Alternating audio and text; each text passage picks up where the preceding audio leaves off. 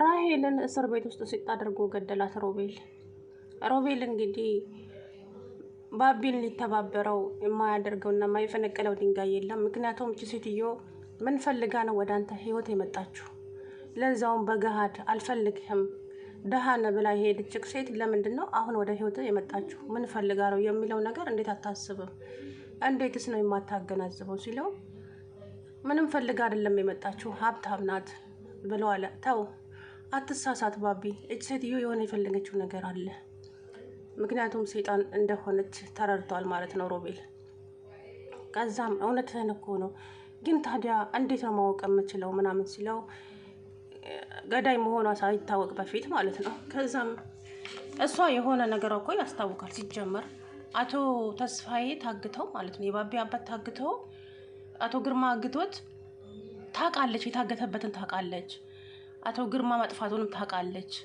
ሁሉንም ነገር ያቀናበረችው እሷ ናት። ግን ባቢ ምን አለችው? እመነኝ ባቢዬ፣ አባትህን ያገተው አቶ ግርማ ነው። አንቺ እኔና ጽኑን ለማለያየት የምትጠነስሽው ሴራ ነው አላት። እመነኝ ባቢዬ፣ እራሱ ነው፣ ማንም ሌላ ጠላት የለም። ባለፈ እኮ እዚህ ብለውንቸር መጥቶ ፎክሮበት ነው የሄደው አለችው። እሱን አልቀበልም ብሎ ውጪልኝ አላት። ከዛም የሞተ ለታ ቀድማ ምን አለች ለባቢ? አባት አቶ ግርማ ሳይገለው አይቀርም አለች። አያችሁ፣ ከሟች ይልቅ ገዳይ ይፈጥናል ይባላል። እውነት እኮ ነው። ቀድማ ተናገረች ማለት ነው። አንቺ እንደዚህ አትበይ ምናምን አላትና አላመናትም። ግን አሁን ደግሞ ሳታረግዝ አርግዣለሁ ብላ እሷ የፈለገችው አንድና አንድ አቶ ተስፋዬ ሀብታም ስለሆነ ብቻ ነው ወደ ህይወታቸው ተመልሳ የመጣችው። አንድ አላማዋ አቶ ተስፋዬን አስወግዳ ባቢን አግብታ ሁሉንም ንብረቱን በስሟ ለማድረግ ነበረ። አልተሳካም። አቶ ተስፋዬም የሱ ባልሆነ ንብረት ነበረ ሲንቀባረር የነበረው። ንብረቱ የነጽናት ነው። እነሱ ቀን ቢገፋቸውም ቀን ቢጥላቸውም ግን ወደ ንብረታቸው ከብዙ ውጣ ውረድ በኋላ ወደ ንብረታቸው ተመልሰዋል። ይሄ ቀን እንደሚመጣ ደግሞ ምንም እንትን አላልኩም ነበረ። የእውነት ይሄ ቀን ይመጣል ብዬ ነበር። ምክንያቱም እናቱ ግርማ ወደ ንብረታቸው እንደሚመለሱ እርግጠኛ ነበርኩኝ። ተመለሱ። አቶ ግርማ በጣም ተደሰቱ። ከምንም በላይ ደስተኛ ሆነዋል። ጽኑዬ ብታዝንም ባቢን በማጣቷ ማለት ነው። ባቢ አሁንም ይወዳታል። ግን ደግሞ ከዚህ በኋላ አይደለም አብሬክ ልሆን ላቅፈ ይቅርና አይንህን አይደለም ድምጽህን መስማት አልፈልግም አለችው።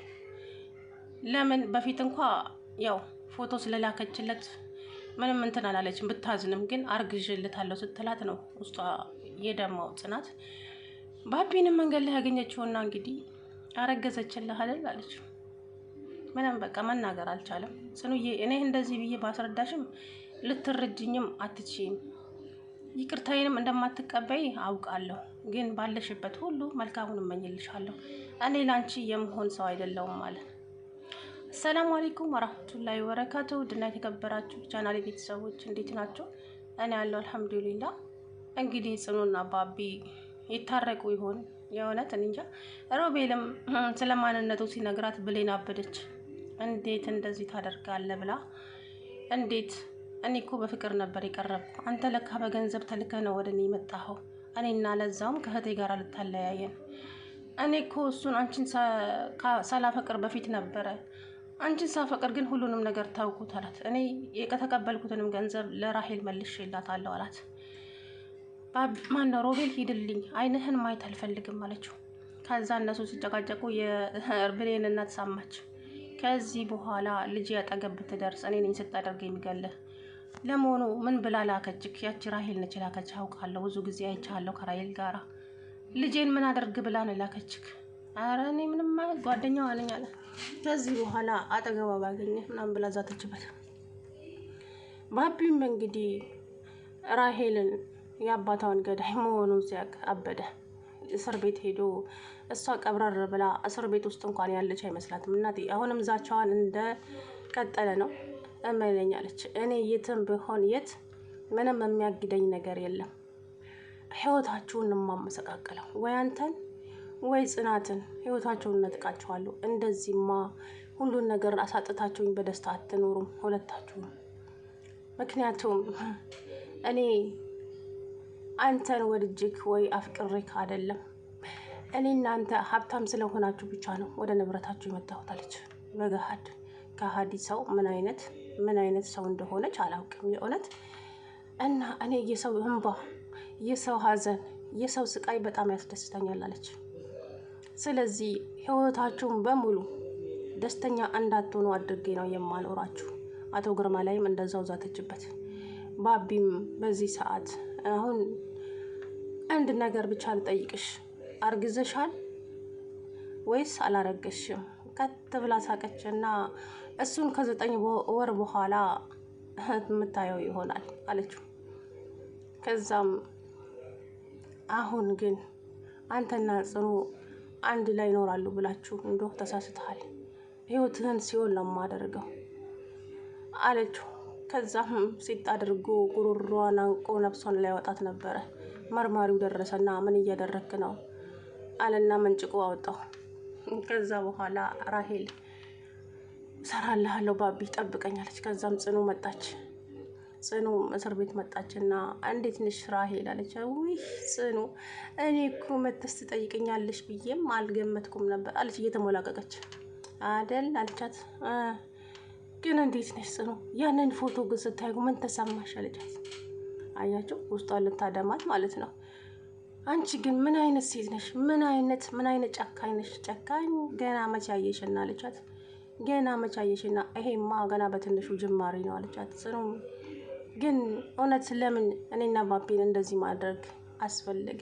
ምክንያቱም ባቢዬ እኔ ስለሆነ፣ ባቢ ፍቅረኛዬ ነው። ደግሞ አርግዤለታለሁ። እሺ አለቻት። ምን? አዎ አልነገረሽም እንዴ? ወይኔ አርግዤለታለሁ እኮ አለች። አውቃ እኮ ነው። እርግዝና ምንም የላትም እሷ ሲጀመር ማለት ነው። አላረገዘችም። ለብሌን እናት ነግራታለች እንዳላረገዘች። ምክንያቱም አውቄ ነው እንደዚህ ያቀነባበርኩት፣ ንብረቱን በእጄ ላዞር አለች። ንብረቱ ግን ለአቶ ግርማ ተመልሷል። ምንም ማድረግ አይቻልም። አቶ ግርማም እንግዲህ ቢሮ ውስጥ ቁጭ ብሎ ልክ አቶ ተስፋዬ ያቺ ወንበር ላይ ቁጭ ብሎ እንደሚሽከረከረው እየተሽከረከረ ሳቁን ያቀልጠዋል። ብሌንም ከጽናት በላይ የተደሰተችው ብሌን ናት። ትምህርታችሁንም ቀጥሉ፣ ካሁን በኋላ ትምህርታችሁን ተማሩ አላቸው ማለት ነው። እንግዲህ ራሄል ግን ህይወትሽን ሲኦል አደርገዋለሁ፣ እመኚኝ፣ እንደዚህማ ተንደላቀሽ ከባቢ ጋር አትኖሪ ማለት። ከዛ ሮቤል ደግሞ ጀግና ነው የእውነት መላ መጣ። እዛም እስር ቤት ሄደው መርማሪ የሆነ ነገር እንድታግዘን እንፈልጋለን እባክህን አለው። ምን ላግዛችሁ ሲለው ራሄልን በሆነ በሽታ እንድትታመም አድርገን ሐኪም ቤት ትግባ፣ ከዛ በኋላ ትመርመርና እርጉዝ ትሁን አትሁን ለማወቅ ሲል ይህንን እንኳን ማድረግ አልችልም ይቅርታ አላቸው መርማሪው። እባክህ መርማሪው እባክህ ልለምንህ፣ ህይወቴን አበላሸችው፣ ህይወቴን አመሰቃቀለችው፣ ይሄን ብቻ አግዘኝ ስለው እንዴት ላግዝ እችላለሁ ባቢ? ይሄንን ማድረግ እኮ አልችልም፣ እኔ ከአቅሜ በላይ ነው አለው። እባክህን መርማሪ አለው። ሮቤልም አንተ ብቻ እሺ በለን እንጂ እንዴት እንደምናደርግ እኔ ራሴ አውቃለሁ አለ ሮቤል። እሺ ለምሳሌ እንትና እቺ ራሄል በሆነ ነገር ታመመች፣ እንደ ሳልም ይሁን እንደ ብቻ የሆነ ነገር እንደ ሽታ አድርጎ ይመማት፣ ከዛ በኋላ ሐኪም ቤት ትገባለች። በዛ አጋጣሚ እናንተም ቼክ ታስደርጋታላችሁ ከሐኪሞቹ ጋር ተነጋግራቸው አላቸው ማለት ነው። እሺ አለ። ደስ አለው ባቢ ማለት ነው። እንግዲህ ሮቤል የሆነ የሚሸታተ ነገር ምን አላውቅም እኔ የሆነ ሽታ ያላቸው ነገር ብቻ አላውቅም አመጣና መሬቱ ላይ ጣለው። ከዛም ጠራትና መጣች። ልክ እንዳየችው አይኗን እያቅበዘበዘች ወዲያ ወዲህ ማየት ጀመረች። አፍንጫዋንም እንደመያዝ ሆነች። እንግዲህ በዛ ቅስፈት ነው ሐኪም ቤት ይዘዋት የሚሄዱት ማለት ነው። ከዛ ዶክተሮቹን ያናግሩና እንደምንም እንግዲህ ይተባበሯቸዋል ብዬ አስባለሁ። እሷ አርግዙ አይደለችም ሲጀመር፣ አውቃ ልጁን ህይወቱን ለማበላሸት እንጂ። እኔ አንድ ራሄል እዚህ ውስጥ በሆን ሺህ ራሄል ከውጭ ያለች አለች እኮ። የብሌን እናት እንድትተባበራት ታደርግ ነበር። የብሌን እናት ደግሞ ይሄንን አትተባበራትም። ምክንያቱም የብሌን እናት ወደ እነ ጽናት ትመለሳለች። እነ ጽናት ወደ ሀብታቸው ስለተመለሱ ማለት ነው። በፊትም ደሃ ስለሆኑ ነው ከነሱ ሸሽታ ወደ ራሄል የሄደችው ነበረው። አይ ጊዜ ሰው በቃ በገንዘብ እኮ ነው የሚንቀሳቀሰው የምር። እና እንግዲህ ራሄል ዛሬ የቀብር ስነ ስርዓቷ ነው እላቸዋለሁ። ነፍስሽ እንግዲህ ከምን ይረፍ ልበልሽ፣ ምክንያቱም መልካም ነገር አልሰራሽ። ለማንኛውም እንግዲህ አይዞክ ባብዬ፣ ድሉ ያንተ ነው።